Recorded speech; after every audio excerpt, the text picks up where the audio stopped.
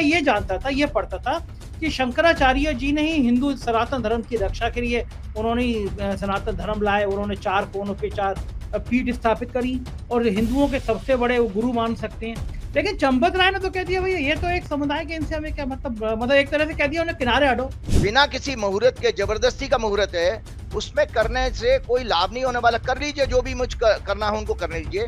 मैं आपको धर्म ग्रंथ दिखाता हूँ। एक सेकंड बताइए, मुझे बताइए राजीव जी, चंपत राय के अंदर इतनी हिम्मत कहाँ से आई होगी कि वो शंकराचार्य को इस तरह कह दे?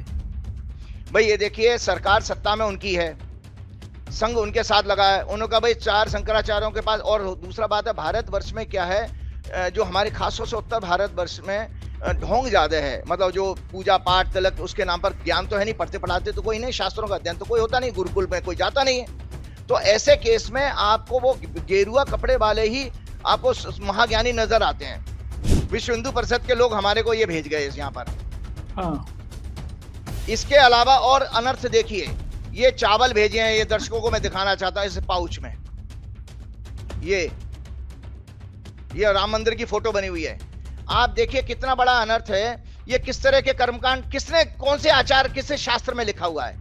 आपको इसका नुकसान बताने क्या हो रहा है, इसका अपमान कितना बड़ा होने वाला है। ये पाउच को आप फाड़ करके जब चावल इस्तेमाल करोगे, ये पाउच कहीं ना कहीं डस्टबिन में फेंकोगे।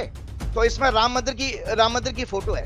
हमारे आपके घर में जितने भी कार्यक्रम हम लोग करते हैं हिंदू धर्म में, सब लोग पंचांगों को रेफर करते हैं, नहीं करते हैं पंचांग को।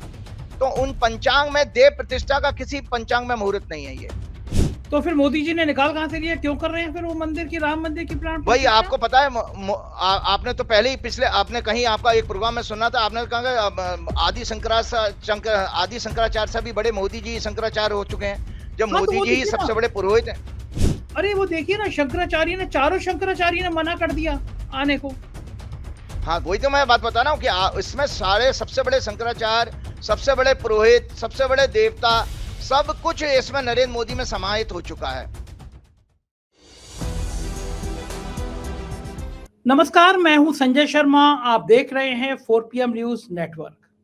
इतवार का दिन है, राजनीतिक माहौल गर्म है और कुछ भविष्यवाणियां आपका इंतजार कर रही हैं। मुझे पता है कि आप संडे के दिन सुबह राजीव नारायण शर्मा जी का बेसब्री से इंतजार करते हैं और मैं हर संडे को आपको रिक्वेस्ट करता हूं कि अगर आपको ये चैनल पसंद है, ये गोदी मीडिया नहीं है, सच कहता है, खरी खरी कहता है, तो इस चैनल को ज्वाइन जरूर कीजिए। ज्वाइन बटन नीचे है, सब्सक्राइब भी करिएगा। और आज की बात हम लोग शुरू करते हैं। हर बार की तरह मैं फिर कहता हूं कि अगर आपको ज्योतिष में यकीन है तो ये बात सुनिए राजीव जी की, ज्योतिष में यकीन ना हो तो बिल्कुल मत सुनिए। मेरा ज्योतिष में यकीन है, इसलिए मैं ये प्रोग्राम करता हूं। चुनाव को लेकर राजीव जी की कुछ भविष्यवाणियां गलत भी हुई हैं और कुछ सही भी हुई हैं। आज राम जन्मभूमि आंदोलन के बाद जो भगवान राम की प्राण प्रतिष्ठा हो रही है, उस आधे अधूरे बने मंदिर में जो साहिब प्राण प्रतिष्ठा करने जा रहे हैं, उस पर तमाम सवाल खड़े हो रहे हैं। और भारत के लोगों के लिए, भारत के भक्तों के लिए, और जो भक्त नहीं हैं उनको भी भक्त बनाने की जो कोशिशें हो रही हैं, उनको शत नमन करना चाहिए। आप सोचिए, कैसे कोई आदमी कैसे सहन कर सकता है कि हमारे शंकराचार्य का अपमान हो जाए, शंकराचार्य को कह दिया जाए ये तो एक समुदाय के हैं।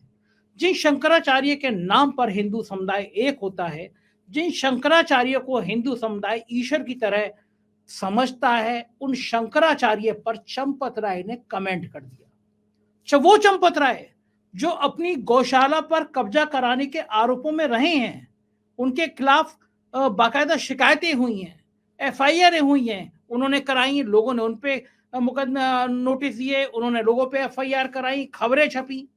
वो चंपत राय जो राम जन्मभूमि मंदिर की जमीन खरीदने में तमाम चर्चा में आए, जो मंदिर की जमीन खरीदी गई है उसमें तमाम घोटाले हुए, बड़ी बड़ी खबरें छपी। यूपी सरकार ने उन घोटालों की एक कमेटी बनाई और कमेटी की रिपोर्ट कहां गायब हो गई आज तक किसी को नहीं पता। और उस पर भी राम मंदिर बना नहीं, पूरा नहीं हुआ, लेकिन चुनाव आ रहे हैं और चुनाव में मंदिर के अलावा कोई मुद्दा नहीं है, इसलिए गोदी मीडिया को काम पे लगा दिया गया है। टीवी चैनलों से कह दिया गया है सुबह से शाम तक जो जितने ज्यादा प्रोग्राम करेगा उसको उतने करोड़ रुपए ज्यादा के विज्ञापन मिलेंगे।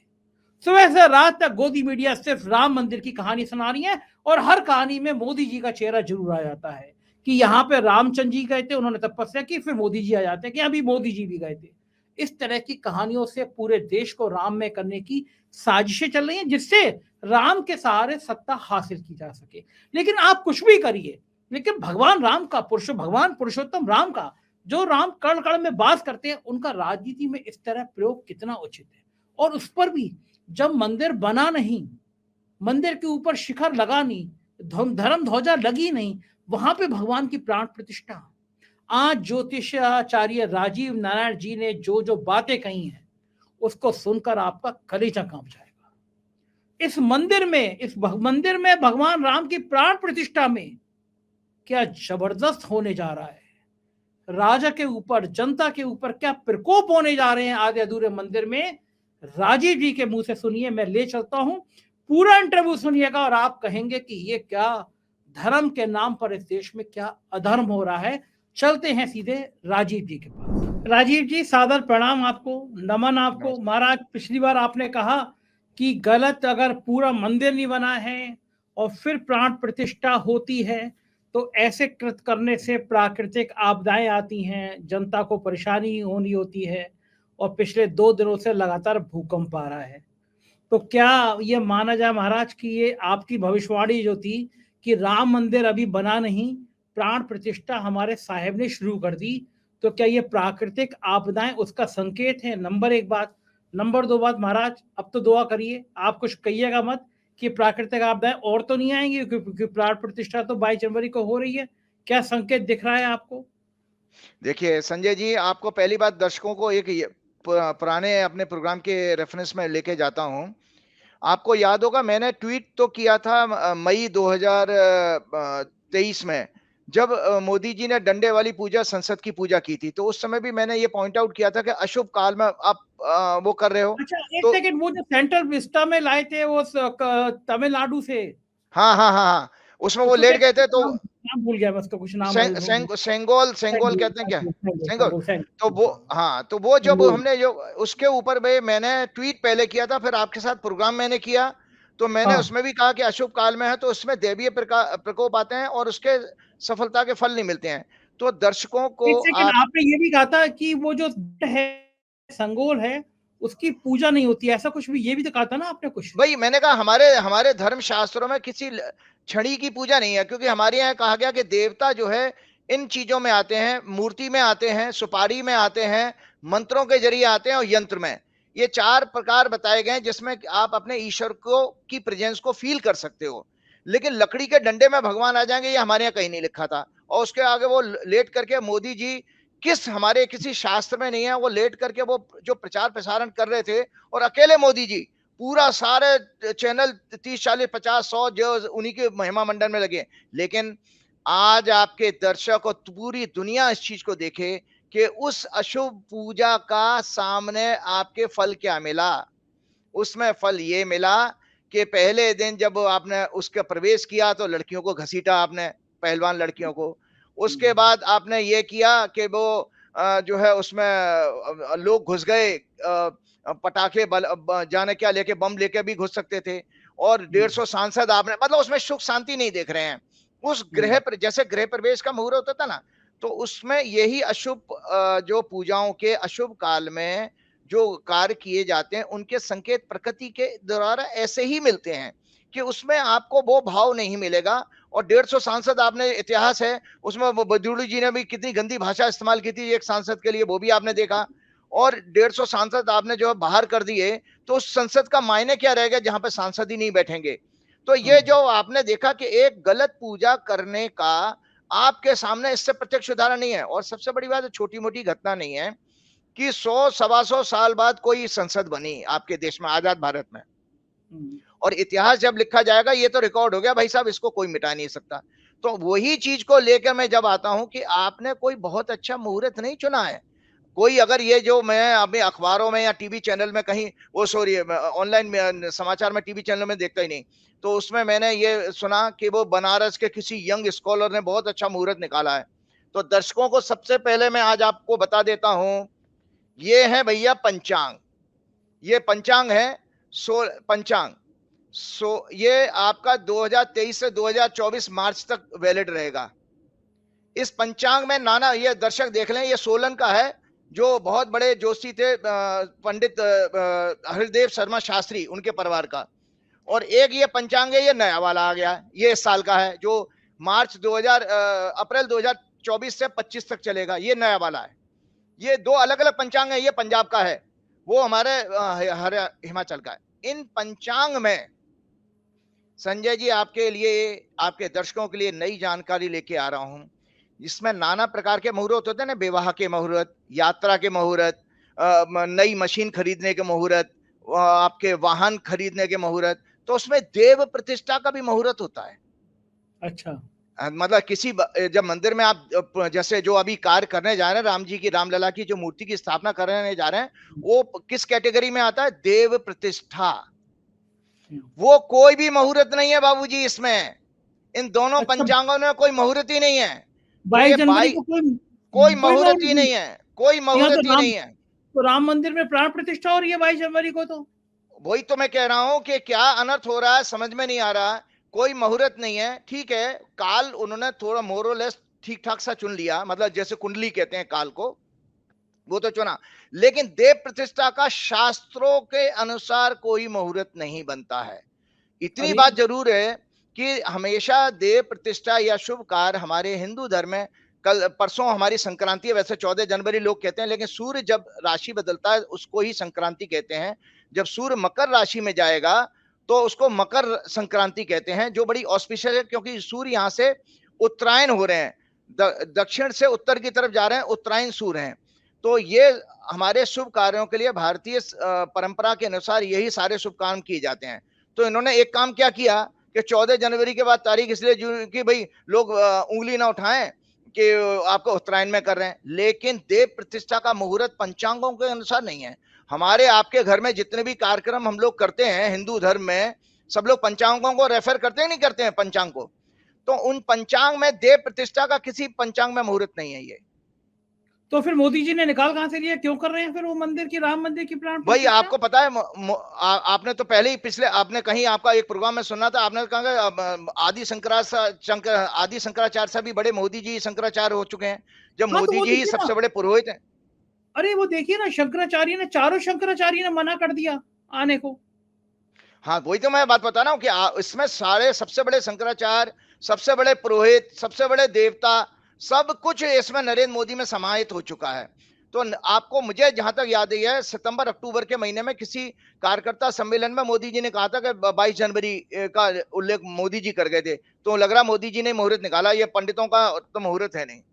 आपको एक इंटरेस्टिंग, जी, चंपत राय ने तो कह दिया शंकराचार्य तो अलग, उसके नहीं आए, उनका तो संप्रदाय अलग है। हम तो मानते थे शंकराचार्य हिंदुओं के सबसे बड़े देव, मतलब गुरु होते हैं, लेकिन चंपत राय तो कह रहे हैं सबसे बड़े गुरु नहीं है। तो एक ही संप्रदाय शब्द कहूंगा या समुदाय कहूंगा, कि वो संप्रदाय मतलब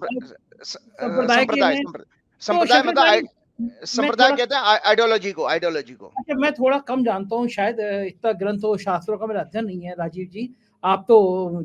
अच्छा नहीं, पहले मैं इस सवाल से पहले बताऊं, आप ज्योतिषी हैं तो आप धर्मशास्त्र की बातें क्यों कर लेते हैं? हाँ, मैं आपको बता रहा हूँ कि दर्शकों के लिए एक सामने ये बताता हूँ। देखिए, हनुमान जी की कृपा से मैंने ज्योतिष आचार्य का कोर्स 2005 में किया। उसके बाद तब से लेके अब तक 2019-20 तक तो रिसर्च की, मतलब 15 वर्ष की रिसर्च हो गई। साथ साथ मेरे को एक आकर्षण ये था संजय जी, आपके भावुक होकर के बता रहा हूँ, कि मुझे ये लगता था कि हम जब पंडितों से पूजा पाठ कराते हैं तो वो पंडित जी कुछ भी मंत्र बोल के चले जाते हैं, हमें उसका मायने नहीं पता लगता है। और मैं विज्ञान का विद्यार्थी हूँ, इंजीनियर हूँ, तो मुझे लगता था कि मैं अपनी पूजा पाठ को जानूंगा जरूर, उसको सीखूंगा। मैं पंडिताई नहीं करने जा रहा हूं, मैं भविष्य में ना अभी पंडिताई करता हूं, लेकिन मैंने सिर्फ इसीलिए 2 वर्ष का संस्कृत आचार्य का, पुरोहित आचार्य का कोर्स किया। और आपके दर्शकों को मैं ये, और संस्कृत महाविद्यालय से, ये शंकराचार्य संस्कृत महाविद्यालय दिल्ली से ये कोर्स किया है। दर्शक ये मेरे डिग्री को देखें, लिखा तो है पुरोहित आचार्य राजीव पुरोहित आचार्य। तो हाँ, ये आप देख रहे हैं कि ये मैं क्वालिफाइड जो है आचार्य हूं, इसीलिए मैं डिटेल में आपके धर्म के ऊपर बोल सकता हूं। अच्छा, तो मुझे एक बात समझा दी। हाँ, आपको ये तो समझ में आ गया कि आप बाकायदा डिग्री लिए हुए एक आचार्य हैं, धर्मशास्त्र से बोल सकते हैं। मेरे पास ऐसी कोई डिग्री है ना मैं ईमानदारी देता हूँ, ना मेरा धर्मशास्त्रों का इतना अध्ययन है। मैंने किया भी नहीं है, लेकिन मैं ये जानता था, ये पढ़ता था कि शंकराचार्य जी ने ही हिंदू सनातन धर्म की रक्षा के लिए उन्होंने सनातन धर्म लाए, उन्होंने 4 कोनों पे 4 पीठ स्थापित करी और हिंदुओं के सबसे बड़े वो गुरु मान सकते हैं। लेकिन चंपत राय ने तो कह दिया भैया ये तो एक समुदाय के, इनसे हमें क्या मतलब एक तरह से कह दिया उन्हें किनारे हटो। अब आप ये देखिए, विश्व हिंदू परिषद को क्या कहिएगा। विश्व हिंदू परिषद 1964 में बना था और शंकराचार्य ईशा से 400-500 साल पहले हुए हैं। और विश्व हिंदू परिषद जो आपके अशोक सिंघल जी के टाइम में विश्व हिंदू परिषद अलग था। अब विश्व हिंदू परिषद तो ज्यादातर मैंने देखा दलाली का अड्डा बन चुका है। ट्रांसफर पोस्टिंग कराना, अधिकारियों के चक्कर काटना, ये सब होता रहता है वहां, तो मुझे जानता है। लेकिन मैं आपके दर्शकों के लिए बता देता हूं, आदि शंकराचार्य ईशा से 300 से 400 साल पहले हुए हैं। और उस समय बौद्ध धर्म और जैन धर्म, मैंने पिछले प्रोग्राम में भी रिव्यू किया था, फिर रिपीट कर देता हूं।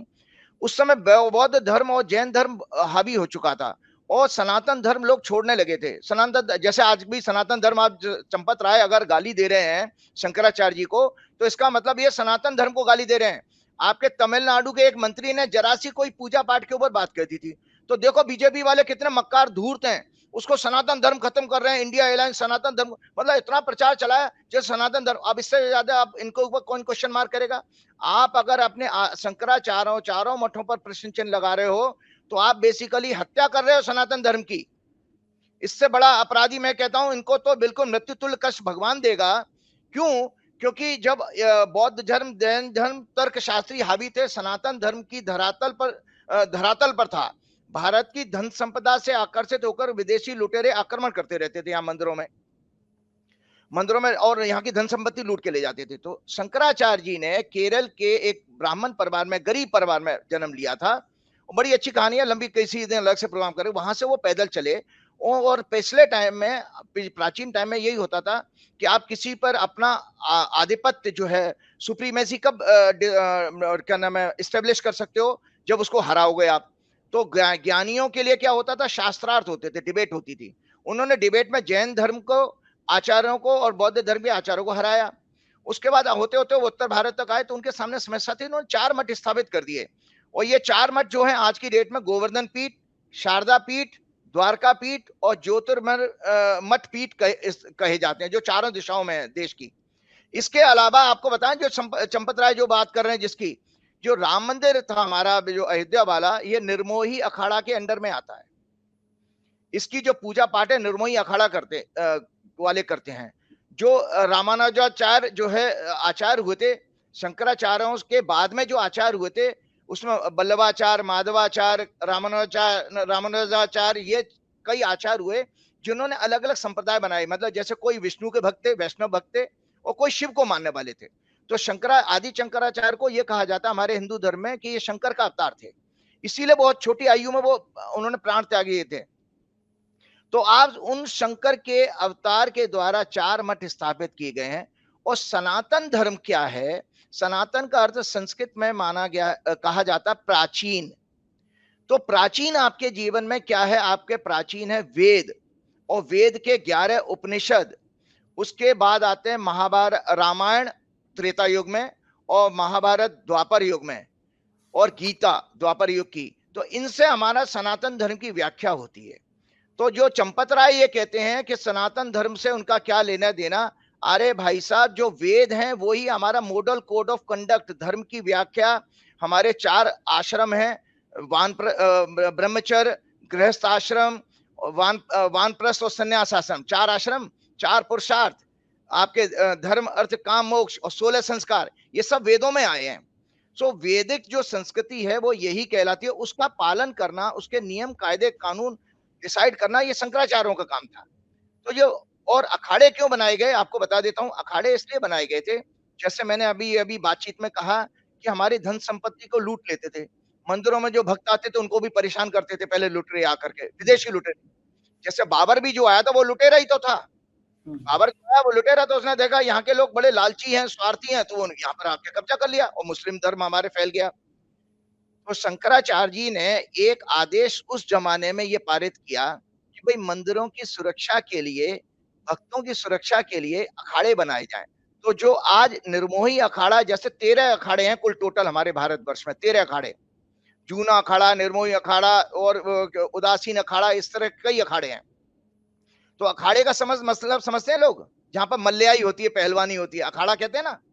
तो ये अखाड़े में शंकराचार्य जी के आदेश पर यह निश्चित हुआ कि लोग योगाभ्यास करके अपने शरीर को हुष्ट पुष्ट बनाएंगे, और उनको शस्त्र चलाने की भी शिक्षा दी गई, जिससे कि वो समाज का प्रोटेक्शन कर सके। तो अखाड़ों का निर्माण ये इसलिए हुआ था क्योंकि वो एक फौज तैयार करनी थी, धार्मिक फौज। और समय समय पर आपको पता है, हमारे भारतीय इतिहास में राजा महाराजा को नागा साधुओं ने भी लुटेरों के समय मदद की है। नागा साधु जो होते हैं, जो जूना अखाड़े के अंडर में आते हैं, नागा साधु। तो ये जो अखाड़े बनाए गए थे, फौज है हमारी, स्पिरिचुअल फोर्स, ये धर्म की रक्षा करने वाली। लेकिन जो पूजा पाठ की विधि विधान, शास्त्र का नियम, शास्त्रों का अध्ययन, ये शंकराचार्य जी की गाइडलाइंस में ही होगा। तो इसीलिए शंकराचार्य हमारे देश के एक तरह से उनको रिप्रेजेंट करते हैं, शंकराचार्य जी को, जो 4 शंकराचार्य, और ये भगवान तुल्य हैं। सबसे बड़े आचार्यों के आचार्य भारतीय सनातन परंपरा के अनुसार शंकराचार्य ही हैं, ना कोई माधवाचार्य, ना कोई रामानुजाचार्य, ना वल्लभाचार्य उनको मैच नहीं कर सकते, क्योंकि वो बाद में आचार्य आए हैं। वो एक टीचर की तरह से होते हैं ना, बाद के साइंटिस्ट हैं वो। तो इसीलिए उनके ऊपर उंगली उठाना मतलब आप सीधे सीधे सनातन धर्म पर उंगली उठा रहे हैं। तो चंपत राय ने तो इनको बिल्कुल किनारे कर दिया एक तरह का, बिल्कुल चंपत राय ने कह दिया ये तो कुछ होते नहीं, इनकी हैसियत क्या है। भाई मतलब देखिए, इससे अबद्ध भाषा नहीं करी, लगा भाव यही था उनका, मतलब इनकी क्या हैसियत है चंपत राय ऐसा जी। है, इसलिए मैं आपको बता रहा हूं कि दरअसल क्या है, इसकी व्याख्या तुलसीदास जी कर गए उत्तरकांड में। उत्तरकांड में से आपको बता दें कि 2018 में भी विश्व हिंदू परिषद ने एक ड्रामा किया था, तालकटोरा स्टेडियम में साधु संत इकट्ठे कर लिए थे, और मोदी जी के ऊपर दबाव बनाने के लिए कि मोदी जी ऑर्डिनेंस लेकर के आए राम मंदिर के ऊपर, और संसद के जरिए पास करा दें। तो वहां पर भी आरएसएस ने भी उसको समर्थन किया था। लेकिन मोदी जी बहुत स्मार्ट है, मोदी जी चाहते थे कि मेरी विश्व गुरु की, मेरी मतलब नोबेल पीस प्राइज की मुझे वो, मैं क्वालिफाइड रहूं, कैंडिडेट बना रहूं। तो इसीलिए उन्होंने संसद से नहीं पास किया, इसमें स्मार्ट थे वो, सुप्रीम कोर्ट के जरिए पास कराया। लेकिन एक और चीज आपको बताना चाहता हूं, अगर राम जी का जजमेंट इतना पावरफुल था, आज बताइए कि जो 5 जज जिन्होंने खंडपीठ ने जजमेंट दिया था, आज उनकी समाज में कोई इज्जत है क्या? जो पहले चीफ जस्टिस थे रंजन गोगोई, जब वो शपथ ले रहे थे राज्यसभा में, उनकी हुटिंग हुई है। तो राम मंदिर का निर्णय देने वाले 5 जजों को समाज में आज कोई नहीं जानता। मतलब भगवान ने उनको भी कोई आशीर्वाद नहीं दिया है। तो इसी तरह जो पाखंड के जरिए जो राम लला की जो प्राण प्रतिष्ठा बिना किसी मुहूर्त के, जबरदस्ती का मुहूर्त है, उसमें करने से कोई लाभ नहीं होने वाला। कर लीजिए, जो भी मुझ करना है उनको कर लीजिए। मैं आपको धर्म ग्रंथ दिखाता हूँ। एक सेकंड बताइए, मुझे बताइए राजीव जी, चंपत राय के अंदर इतनी हिम्मत कहां से आई होगी कि वो शंकराचार्य को इस तरह कह दे? भाई ये देखिए, सरकार सत्ता में उनकी है, संघ उनके साथ लगा है, उन्होंने कहा भाई 4 शंकराचार्यों के पास। और दूसरा बात है, भारतवर्ष में क्या है, जो हमारे खासतौर से उत्तर भारतवर्ष में ढोंग ज्यादा है। मतलब जो पूजा पाठ तिलक, उसके नाम पर ज्ञान तो है नहीं, पढ़ते पढ़ाते तो कोई नहीं, शास्त्रों का अध्ययन तो कोई होता नहीं, गुरुकुल में कोई जाता नहीं है। तो ऐसे केस में आपको वो गेरुआ कपड़े वाले ही आपको महाज्ञानी नजर आते हैं। तो आपका इन्होंने क्या किया, एक और भी चीज है आपको बताना, आपके धर्मशास्त्रों में शंकराचार्य, फिर आचार्य आते हैं, उसके बाद अखाड़े आते हैं, अखाड़ों का हेड बनाया गया आचार्यों को, उसके बाद महामंडलेश्वर आते हैं। तो इन्होंने, बीजेपी वालों ने, बीएचपी ने क्या किया, भाई साहब पैसे खा करके, पैसे दे दे करके महामंडलेश्वर नकली इकट्ठे कर दिए, नकली शंकराचार्य बना दिए। क्योंकि चारों मठ के जो शंकराचार्य वो सर्वोच्च हैं, उनको कमजोर करने के लिए इन्होंने अपनी शंकराचार्यों की, नकली शंकराचार्यों की और महामंडलेश्वरों की टीम इकट्ठी कर दी है। अब वो आपको पता है कि आज की डेट में, हम पहले देखते थे क्लब वगैरह में, होटल्स वगैरह में डीलिंग होती थी, पॉलिटिकल डीलिंग, आजकल आश्रमों में होती है, मेरी खूब जानकारी में। तो ये बताइए राजीव जी, ये चंपत राय जी को और मोदी जी को पाप नहीं लगेगा शंकराचार्य के बारे में ऐसी खराब बात कह रहे हैं कि? बिल्कुल लगेगा, बिल्कुल लगेगा। देखिए, आप अपने गुरुओं को अगर गाली देना शुरू कर दोगे तो आप सोचिए, आपका पतन तो निश्चित है। आपको मैं बताता हूँ कि इसके लिए ये आपकी रामचरितमानस है। रामचरितमानस में दिखाना चाहूँ तुलसीदास जी की। जी जी। अब ये रामचरितमानस में तुलसीदास जी क्या कहते हैं आज के संतों के बारे में, जो संत इन्होंने इकट्ठे किए हैं आपके विश्व हिंदू परिषद ने। विश्व हिंदू परिषद ने जो संत इकट्ठे किए हैं वो हैं, कलयुग में ना तुलसीदास जी कहते हैं उत्तरकांड में, कलयुग में ना वर्ण धर्म रहता है, ना चारों आश्रम रहते हैं, सब स्त्री पुरुष वेद के विरोध में लगे रहते हैं। वेद का विरोध कर रहे हो, शंकराचार्यों का विरोध करने का मतलब वेद का विरोध कर रहे हो आप। ब्राह्मण वेदों को बेचने वाले होते हैं और राजा प्रजा को खाने वाला होता है। मतलब राजा प्रजा को खाने वाला मतलब अहंकारी राजा होगा, डिक्टेटर राजा। खाने का मतलब यही माना गया।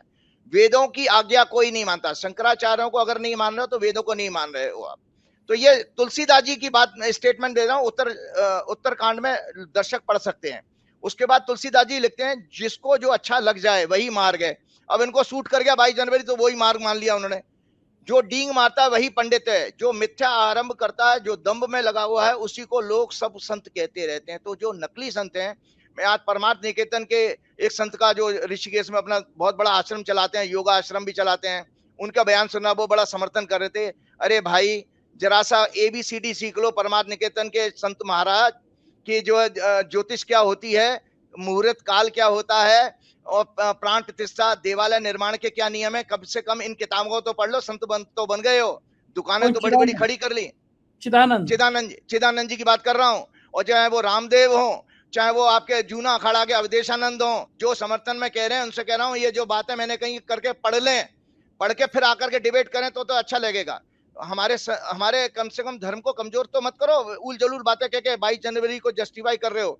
और साथ में कहते हैं तुलसीदास जी क्या लिखते हैं, जो आचरणहीन वेद मार्ग को छोड़े हुए कलयुग में वही ज्ञानी वही वैराग्यवान है। जिनके बड़े बड़े नाखून, लंबी लंबी जटाएं, वही कलयुग में प्रसिद्ध तपस्वी है। मतलब जो ढोंग करके रुद्राक्षी माला डाल के बड़ी बड़ी जटाएं रख लेंगे, वो तपस्वी कहे जाते हैं। ये तुलसीदास जी लिखते हैं। और तुलसीदास जी आगे और क्या कटाक्ष करते हैं, जो पराई स्त्री में आसक्त, कपट करने में चतुर, मोह द्रोह और ममता में लिपटे हुए हैं, वही मनुष्य ब्रह्म और जीव को एक बताने वाले ज्ञानी है। चंपत राय जैसे लोग यही हैं, जो माया के प्रभाव में रहते हैं, वो महाज्ञानी अपने आप को बताने लगते हैं। चंपत राय तिलक लगा के बयानबाजी कर रहे हैं, अनुष्ठान बता रहे हैं। मैंने उस कलयुग का यह चरित्र देखा है, ये तुलसीदास जी कह रहे हैं। आगे और खतरनाक बात तुलसीदास जी और लिखते हैं, सन्यासी बहुत धन लगाकर आश्रम सजाते हैं, उनमें वैराग्य नहीं रहा, उन्हें विषय भोगों ने हर लिया है। तपस्वी धनवान हो गए और गृहस्थ दरिद्र हो गए। वो 80 करोड़ 5 किलो अनाज पे आ गए, बेचारे जो घर का गृहस्थ आदमी है वो तो भिखारी बन गया। और ये संत महात्मा करोड़ों अरबों खरबों की दौलत हो गई इनके बड़े हुए। कलयुग की लीला कुछ कही नहीं जाती, ये तुलसीदास जी का स्टेटमेंट है। तो मैं इसलिए आपको बात बता रहा हूं कि एक और देखिए, चंपत राय जी का एक चीज, ये निमंत्रण भेजा है विश्व हिंदू परिषद के लोग, हमारे को ये भेज गए यहाँ पर। हाँ। इसके अलावा और अनर्थ देखिए, ये चावल भेजे हैं, ये दर्शकों को मैं दिखाना चाहता हूं इस पाउच में। ये राम मंदिर की फोटो बनी हुई है। आप देखिए कितना बड़ा अनर्थ है। ये किस तरह के कर्मकांड, किसने, कौन से आचार, किस शास्त्र में लिखा हुआ है। आपको इसका नुकसान बताने क्या हो रहा है, इसका अपमान कितना बड़ा होने वाला है। ये पाउच को आप फाड़ करके जब चावल इस्तेमाल करोगे, ये पाउच कहीं ना कहीं डस्टबिन में फेंकोगे। तो इसमें राम मंदिर की फोटो है, राम मंदिर की फोटो है। इसका मतलब आप पाउच को जो है उसमें जगह में फेंकोगे। ठीक बात है, बिल्कुल सही ठीक है, बात। उसमें आप फेंकने जा रहे हो। तो यार है, कहीं का भी विधि विधान है, कहीं का विधि विधान नहीं है। और तो और चंपत राय के लोग राम मंत्र बता रहे हैं कि ये राम मंत्र का जाप करें। तो टोटल जो है कर्मकांड जो है बिल्कुल शास्त्र विहीन है। और सर्वोच्च बात मैंने आपके पिछले प्रोग्राम में भी कही थी, मैं ये 3 पुस्तकें फिर पुनः दिखा रहा हूं। ये तीनों पुस्तकें एक साथ दिखाऊंगा। ये है आपकी विश्वकर्मा प्रकाश, ये सब संस्कृत की किताबें हैं। ये है आपकी बृहत वास्तुमाला, और ये है आपकी विश्वकर्मा प्रकाश, एक और संस्कृति, ये काशी की है किताब। इन किताबों में देवालय निर्माण के पूरे नियम कायदे कानून है। उसमें साफ साफ लिखा है, मंदिर को प्रासाद कहा गया। प्रासाद, एक प्रसाद होता है, प्रासाद मतलब आलय को कहा गया है। उसमें यह कहा जाता है कि जब तक ध्वज दंड और ध्वजा और कलश की स्थापना ना हो जाए, तब तक मंदिर पूर्ण नहीं माना जाता। उसका लॉजिक मैं ये बताता हूं कि ध्वज जो है हमारा धर्म का प्रतीक माना गया है। वेद के 4 पुरुषार्थ है ना, धर्म, अर्थ, काम, मोक्ष। तो धर्म जब होगा तभी भगवान आएंगे, क्योंकि भगवान अपने आप को अधर्मी कैसे कह सकते हैं? जब तक धर्म की स्थापना नहीं होगी, ये संत महात्मा सब सुन ले देश के, जब तक धर्म की स्थापना नहीं होगी, जब तक कलश नहीं लगता मंदिर की गुंबद पर, जब तक उसमें ध्वजा नहीं लगती, तब तक भगवान की प्राण प्रतिष्ठा नहीं शुरू की जा सकती। और यहां पर इतना बड़ा समय लगेगा। आपको एक जानकारी के लिए बता देता हूं, हमने जब मंदिर बनवाया तो सोमपुरा कम्युनिटी है गुजरात की, जिनके पूर्वजों ने सोमनाथ मंदिर बनाया था। उनकी नक्काशी, उनकी आर्किटेक्चर अलग है। जैसे ये अक्षरधाम मंदिर पूरे वास्तु सम्मत बने होते हैं, वास्तु के हिसाब से, और बहुत इनकी कारीगरी अलग है। हमारे उत्तर भारत की तरह नहीं है कि एकदम कोना बना देंगे मंदिरों का गुंबद, एकदम कोना बना देंगे, ऐसा नहीं होता।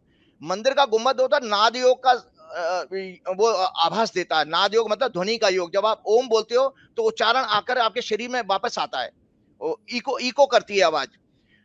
तो मंदिर की उस प्रासाद कहते हैं उसको, उसमें साफ साफ लिखा है कि जब तक प्रासाद पूरा ना हो तो भगवान का प्रसाद भी नहीं मिलता भक्ति का।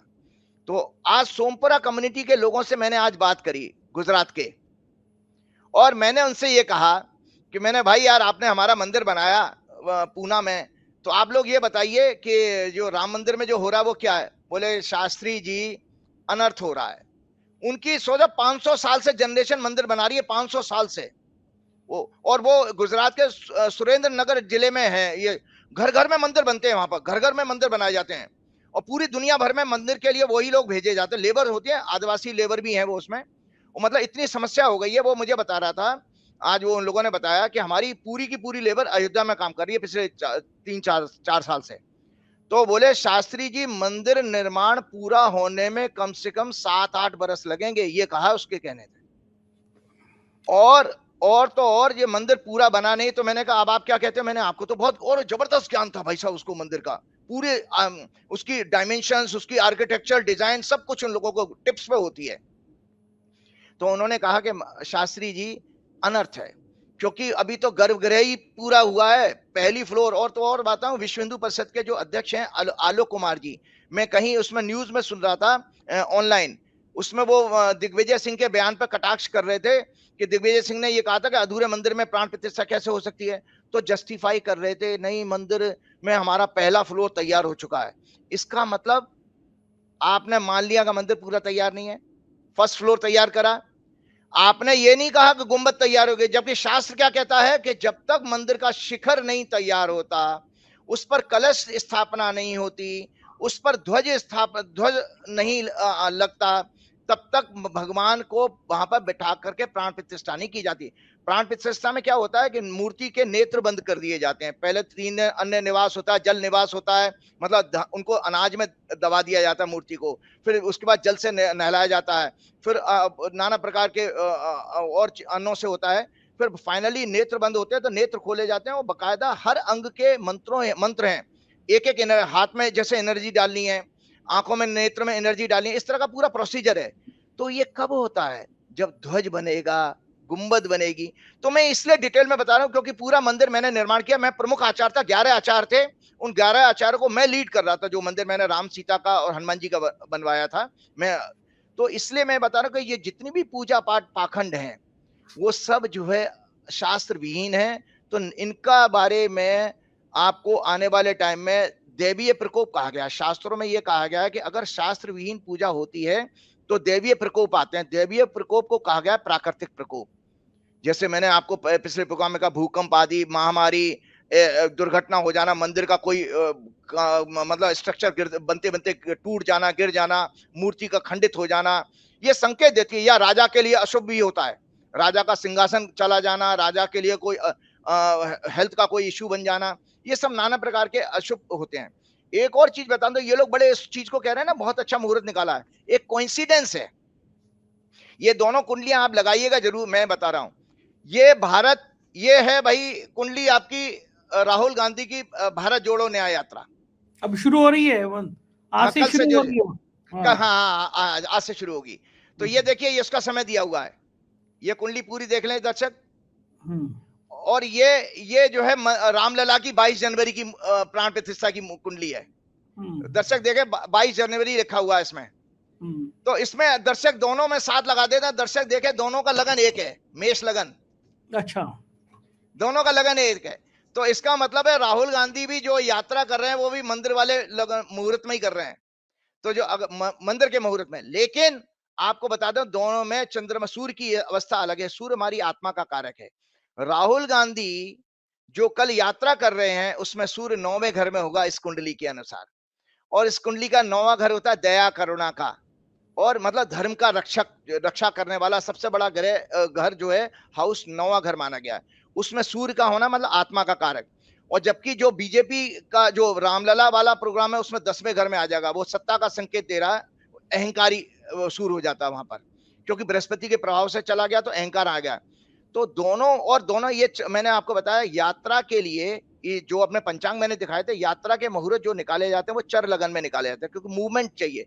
चर का मतलब है मूवेबल साइन, जिसमें किसी में प्रोग्रेस है, मूवमेंट चाहिए, वो चर लगन होता है। तो राहुल गांधी का चर लगन में यात्रा निकालना सफलता दिखाती है, जबकि मंदिर का स्थिर लगन में होना चाहिए था, फिक्स लगन में होना चाहिए था, उल्टा काम कर रहे हो, यात्रा वाले लगन में आप कर रहे हैं, जा रहे हो, उसको जस्टिफाई कर रहे हो कि बनारस का बहुत बड़ा विद्वान पकड़ लाए थे आप। पहली बात तो मैंने बता दिया कि पंचांग कोई भी देव प्रतिष्ठा का मुहूर्त नहीं बताता ये वाला। दूसरा बात है शिखर पूरा नहीं है, ध्वज लगी नहीं है, जब धर्म की स्थापना नहीं है। शिखर पर ध्वज लगना, मैं बार बार रिपीट कर रहा हूं कि धर्म अर्थ काम मोक्ष के पुरुषार्थ को अगर पूरा नहीं करते हो तो ईश्वर कैसे आ जाएगा। क्योंकि राम को आपको पता है राम ने जीवन भर क्या किया। राम जी का जो है, राम जी को जाने ना, राम जी का संस्कृत का अर्थ क्या है, रमनते योगिनस रामा, जो योगियों में रमते हैं, रमना मतलब रहना, वो राम है, मतलब भक्त के लिए कहा गया है, और वो आत्मा का प्रतीक है। हमारे शरीर में कौन वास करता है, आत्मा, जिसके निकलते ही आपका शरीर नश्वर है, खत्म हो जाता है। इसीलिए संजय जी आपको पता है जब आपकी हम सबकी मृत्यु होती है तो लोग पीछे राम नाम सत्य क्यों कहते हैं, इसीलिए कहा जाता है क्योंकि वहां पर राम नाम सत्य है।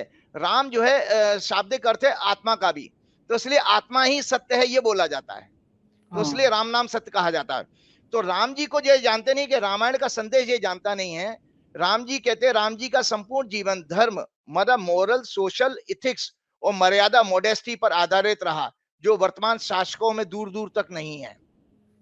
रामायण का विजन है प्रत्येक व्यक्ति को वैराग्य भक्ति से युक्त जीवन जीना चाहिए। ये सब केवल और केवल हनुमान जी के प्रसन्न करने से ही प्राप्त हो सकता है। भगवान श्री राम ने मनुष्य रूप में अवतार लिया, मानव जीवन के संपूर्ण संघर्षों को जिया, उनका सामना किया, जाति वर्ण का भेदभाव छोड़कर सभी वर्गों का सहयोग लेकर अहंकार रूपी अधर्मी रावण का अंत किया है, और उनको धनुष ताने हुए दिखाना, हिंसक रूप से दिखाना, उनका अपमान करना है। आपको पता है योगी आदित्यनाथ के पीछे धनुष ताने राम जी हैं। राम जी तो कभी हिंसक थे ही नहीं। आपको ये जो लोग नजर आते हैं वो कौन है? एक कालनेमी राक्षस हुआ था रामायण काल में, जो उसका काम था, उसको वरदान प्राप्त था, वेश बदल लेता था, और राक्षसों के घर, ये देवी है, ये मायावी गुण सबके राक्षसों के अंदर होते थे। जब मारीच को भी राम जी ने जो हिरण बन के आए थे सोने का, उनको जब तीर मारा था तो उसने हे लक्ष्मण आवाज लगाई थी। लक्ष्मण जी, सीता जी को कंफ्यूज करने के लिए, सीता जी को लगा कि मेरे प्रभु कष्ट में हैं, तो उन्होंने उनके भाई लक्ष्मण जो उनकी रक्षा कर रहे थे उनको कहा कि देखो जाओ तुम्हारे भाई को कष्ट है, वो लक्ष्मण को पुकार रहा है, जबकि वो राक्षस बोल रहा था। तो इसी तरह से ये यहाँ पर जो जय श्री राम कहने वाले लोग हैं, ये कालनेमी राक्षस के ही वंशज हैं, जो नकली हिंदुत्व को, नकली राम को और नकली धर्म शास्त्रों को बयान करते हैं और आपके सामने लेके आते हैं। मैं इन सब के ऊपर एक क्या बोलना, मैं एक गीता का एक श्लोक बता के आपके प्रोग्राम को समाप्ति देता हूं कि गीता में भगवान ने कहा है, गीता के 12वें अध्याय में, श्रेयो ज्ञानाभ्यासात् ज्ञानात् ध्यानम विशिष्यते, ध्यानात् कर्म फल त्यागात् त्यागात् शांति अनंतरम। हे Arjun, knowledge is better than practice. Practice कहते हैं कर्मकांड को, जैसे अभी ये जो चावल भेज दिए हैं इन्होंने, ये सब कर्मकांड के उसमें कहे जाते हैं। Without discernment meditation on God is superior to knowledge.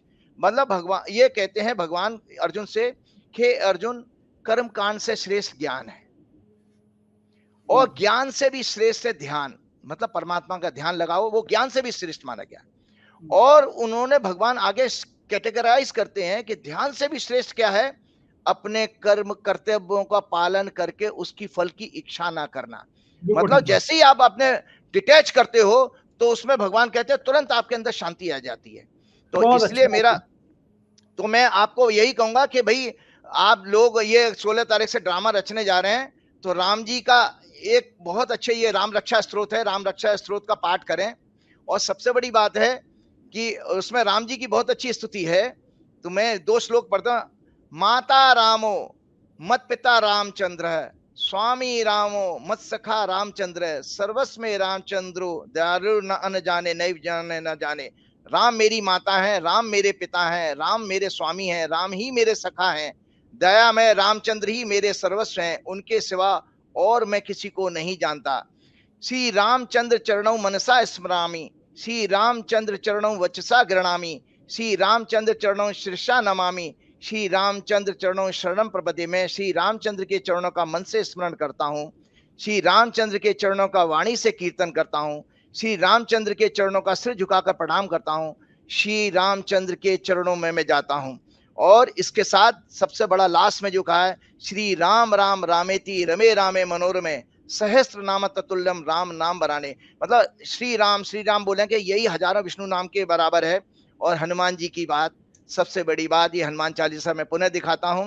मैं भावार्थ बताने के लिए चौपाई बनना मुझे कंठस्थ याद है। राम द्वारे तुम रखवारे, होत न आज्ञा बिन पैसारे, सब सुख लहे तुम्हारी सरना, तुम रक्षक काहू को अरना। दर्शकों के लिए भाई अर्थ बता देता हूं। भगवान श्री रामचंद्र के द्वार के आप रखवाले हैं, आपकी आज्ञा के बिना उनके दरबार में किसी का प्रवेश नहीं हो सकता। मतलब तुलसीदास जी कह रहे हैं बिना हनुमान जी को प्रसन्न किए राम जी मिल ही नहीं सकते, जान ही नहीं पाओगे राम को। अर्थात भगवान राम की कृपा भक्ति पाने के लिए आपकी कृपा बहुत आवश्यक है। संसार में मनुष्य के लिए 4 पुरुषार्थ हैं, धर्म अर्थ काम और मोक्ष। भगवान के दरबार में बड़ी भीड़ ना हो इसके लिए भक्तों को 3 पुरुषार्थ को हनुमान जी द्वार पर ही पूरा कर देते हैं। और अंतिम पुरुषार्थ मोक्ष के लिए अधिकारी हनुमंत लाला की अनुमति से ही भगवान का सानिध्य आता है। और तुलसीदास आगे लिखते हैं, सब सुख ले तुम्हारी शरण, तुम रक्षक काहू को डरना।